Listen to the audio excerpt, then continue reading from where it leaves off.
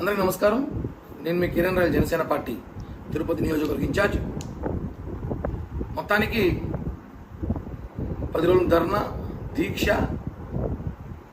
Package, ఇప్పుడు ఫైనల్గా కండువా, పోతిన మహేషన్ స్టోరీ ప్రస్థానం జనసేనలో మొదలై వైసీపీలో చేరింది. ఇక రాజకీయ భవిష్యత్తు గురించి మనం మాట్లాడాల్సిన అవసరం లేదు. అందరికీ తెలిసి రాష్ట్రంలో వైసీపీలో చేరితే ఏమవుతుంది రాజకీయ భవిష్యత్తు గురించి. నేను వీడియో పెట్టిన కారణం ఏమంటే, కొన్ని ప్రశ్నలు నిన్న మహేష్ అన్న అడిగాడు, దానికి ఆ సమాధానం నా దగ్గర ఉంది కాబట్టి చెప్తున్నా. ముందుగా అన్న మర్చిపోయింటున్నాడు మహేష్ అన్న. 10 రోజుల క్రితం మాట్లాడిన మాటలు గుర్తు చేద్దాం మనం అందరికీ.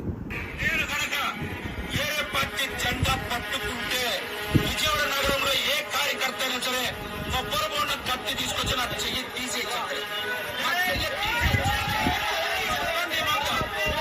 నేను వేరే పార్టీ జెండా నా చేతితో పట్టుకుంటే పవన్ కళ్యాణ్ గారికి చెప్పండి, ఎవరైనా సరే కొబ్బరి బొండం కత్తి తీసుకొచ్చి ఎవరైతే పోకర్లో కొబ్బరి బొండలు పండిస్తారు రోడ్డు మీద తిరుగుతుంటే నా చెయ్యి తీసేయమని చెప్పండి.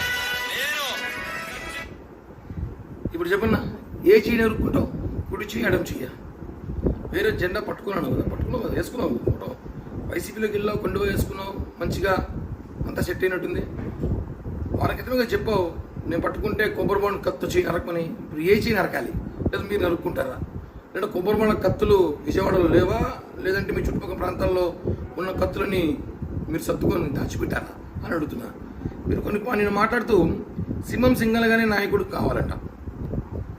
సింహం సింగల్గా అంటే ఇప్పుడు ప్రజాశాంతి పార్టీ అధ్యక్షుడు కేఏ పాల్ కూడా సింహం సింగల్గానే వస్తున్నాడు. ఆయన కూడా అడిగితే అప్పుడు ఆయన కూడా సింహం అనుకోవడం అయితే మీరు మాట్లాడదాన్ని బట్టి అలాంటి నాయకుడి దగ్గర నా ప్రయాణం ఉంటుందంటే చూసుకోండి. ఇప్పుడు మీకు బీజం వేసింది, నాయకుడిగా చేసింది 2017లో మీరు ఆఫీస్ జనసేన పార్టీ హైదరాబాద్ కార్యాలయం బయట మీరు వెయిట్ చేసిన రోజులు ఫోటోలు సోషల్ మీడియాలో ఉన్నాయి. తర్వాత మీ పరిస్థితి ఏంది, ఇప్పుడు మీ పరిస్థితి ఏంది, రేపు మీ పరిస్థితి ఏందో మీకు తెలుసు.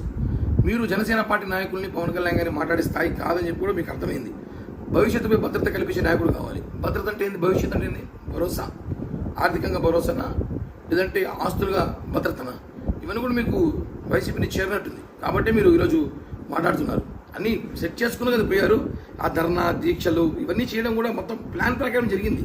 మీరు వెళ్ళిపోతున్న సంగతి అందరికీ తెలుసు, కళ్యాణ్ గారికి కూడా తెలుసు. కాబట్టి మీకు సీట్ లేదని చెప్పి కూడా కళ్యాణ్ గారు చెప్పడం జరిగింది. జనసేన పార్టీ గురించి మీరు కిరాయి కూలి జెండా మోసేవాళ్ళన్నారు. ఎవరు జెండా ఎవరు మోస్తున్నారన్న? మీరు ఈరోజు జనసేన పార్టీ జెండా మోసి జనసేన పార్టీ కోసం అనేకసార్లు జగన్మోహన్ రెడ్డిని, అక్కడున్న స్థానిక మంత్రుల్ని, ఎమ్మెల్యేని బండబూతులు తిట్టి ఈరోజు నీ స్వార్థం కోసం, నీ ఆర్థిక లావాదేవీల కోసం, మీ కమిట్మెంట్ కోసం మీరు ఈరోజు వైసీపీ పార్టీలోకి పోయారు. ఇప్పుడు చెప్పండి, ఎవరు కూలి ఎవరు కిరాయిలు?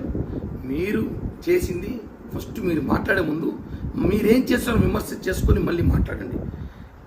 పవన్ కళ్యాణ్ గారు ఎక్కడ పోటీ చేయాలో ఆయన తెలుసు. మీరు చెప్పాల్సిన స్థాయిగా ఆయన కాదు.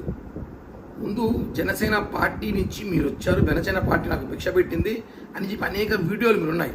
ఆ రోజు మహేష్ ఏంటి, ఈరోజు మహేష్ ఏంటి? కాబట్టి మీరు మాట్లాడుతూ ఏదో నా గురించి కూడా మాట్లాడదు. ఏదో తిరుపతిలో ఆర్ఎన్ శ్రీనివాసులతో కలిసి ఫోటో పెట్టు అవని, నేను ఆర్ఎన్ శ్రీనివాసులు కలిసి పనిచేయాలా లేదా, పని చేయబోతున్నామా కళ్యాణ్ గారు చూసుకుంటారు. ఎందుకంటే ఆయన వైసీపీ నుంచి వచ్చాడు కాబట్టి అది మీద కొంచెం కార్యకర్తలు అసంతృప్తున్నారు కాబట్టి అది మేము చదువుకుంటాం. మేము అసంతృప్తి పార్టీ మీద, నాయకుడి మీద లేదు, వచ్చిన వ్యక్తి మీద ఉండొచ్చేమో. మీరు ఆ విషయాలు తెలుసుకోవాలి. పవన్ కళ్యాణ్ గారు గురించి మాట్లాడే ముందు, జనసేన పార్టీ మాట్లాడే ముందు ఒకసారి మీ పరిస్థితి ఏంటి, మీ రాజకీయ నైపుణ్యం ఏంటి, రాజకీయ జీవితం ఏంటి తెలుసుకోవాలి.